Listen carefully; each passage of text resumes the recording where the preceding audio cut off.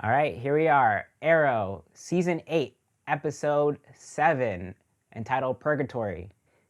If you haven't watched this episode, go watch it on cwtv.com and then come back here because we're talking full spoilers. Wow, this was a crazy episode. I think this is my favorite episode of the season so far. It was a great way of wrapping up Oliver's final mission, but also a great lead into Crisis, and the emotional beats were really there.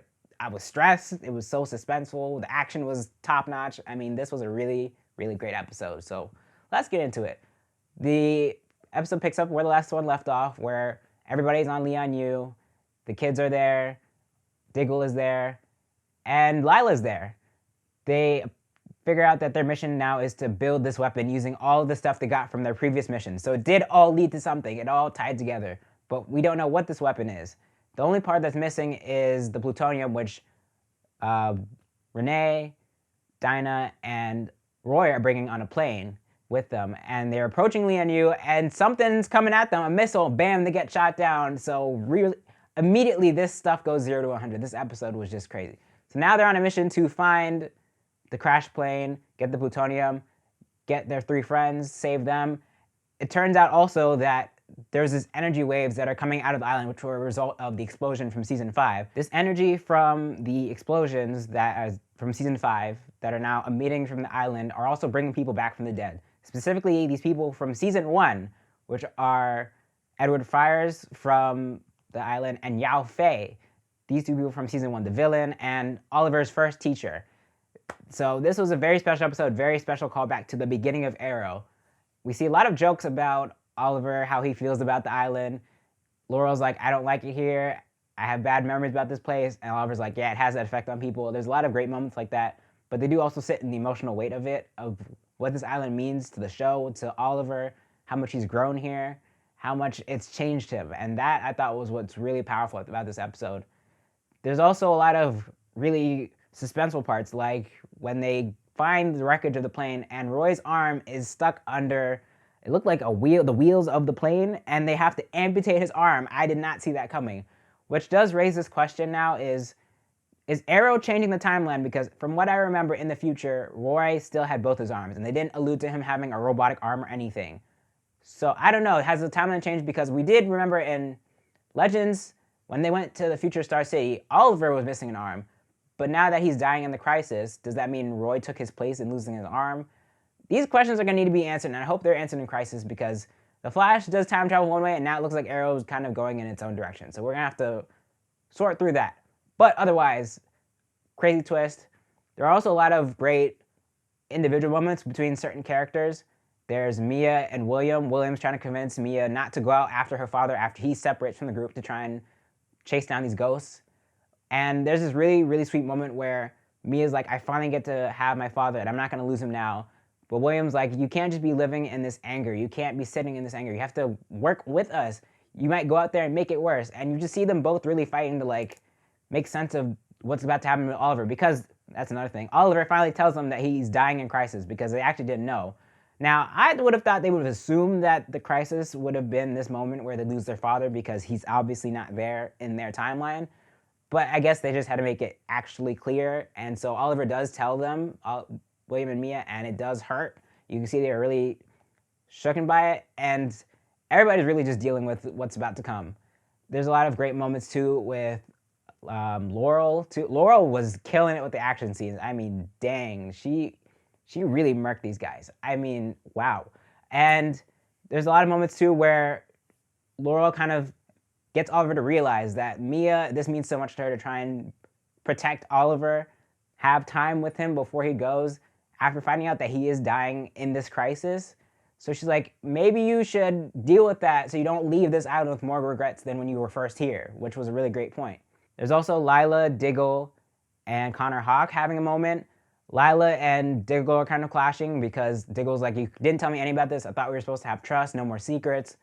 Lila has to explain to him, Monitor told me that I had a purpose, a bigger purpose. He saved me from that bomb that killed the rest of my team all those years ago. He had a reason for me to be here, to do all of this, and he wanted me to have faith. And so that's what I did, which makes sense, because ultimately she's trying to save the multiverse, she's trying to save her family. So at first I felt like she was kind of in the wrong for working with the Monitor behind everybody's back, but as they peel back the layers, especially after the last episode, which was about trusting the Monitor, I think it makes more sense. And so I do sympathize with her. I do get where she's coming from. And their mission, again, is to build this weapon. What they don't know is what this weapon will do. Now, once it's activated, once it uses the energy from these surges, then all the ghosts will disappear.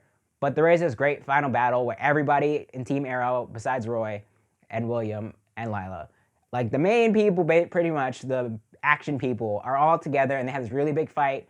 And then everybody disappears once the weapon turns on. At first, they think that the weapon's activated by Oliver's DNA, but it's actually Lila's. They activate it, and then a breach opens and she walks through. And at this point, you can guess that she becomes Harbinger, which we do see at the end.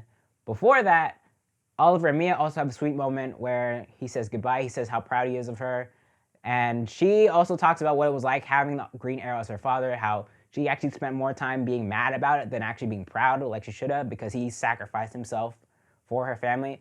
And so, honestly, I didn't totally love Mia up to this point, but since she's come to the present, she's gotten so much better. And to see this moment where she was really just vulnerable and she accepted the fact that, you know what, maybe I've been going about this wrong. Maybe I've been looking at what you've done in the wrong way. Like, I should be proud. You sacrificed yourself for your family, for the multiverse. So I can't be mad at you, which is, I mean, of course she still has anger, and Oliver even admits that he still has anger about what's happened on Lee and Yu, all the people he's lost, what's taken away from him. But he also acknowledges what it's done for him, how he's grown from being there. And I thought that was really sweet. So they do hug and they make up. Everybody's leaving to go. Oliver also says goodbye to Dinah and Renee and thanks them for sticking with him through all of what's happened, since they're newer to this, but they've still been there for a while. That was sweet. There was also a goodbye for Diggle, and that one was another one that really hurt.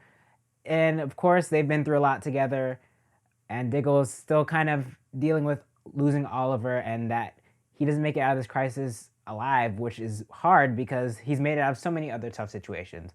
And the other thing is Oliver asked Diggle to find Felicity and reunite Mia and William while they are still young, which is another thing that makes me think that this is a new timeline and that Oliver and the Arrow team have changed the timeline, even though Crisis is still happening. So we're going to really see how much this tracks, and we're going to hopefully in the Crisis find out how much of the timeline has actually changed. So now Lila's gone, and I mean not just like physically gone, but I think as a Harbinger now, I guess her previous identity as Lila Michaels is gone, maybe until Crisis is over, or even if she makes it through the Crisis. But she shows up and tells them it's time.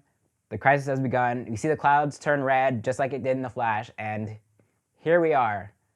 The Crisis has begun. I mean, this is gonna hurt. I mean, from Barry disappearing and or dying to Oliver probably definitely dying. Not probably definitely. You know, he's definitely gonna die.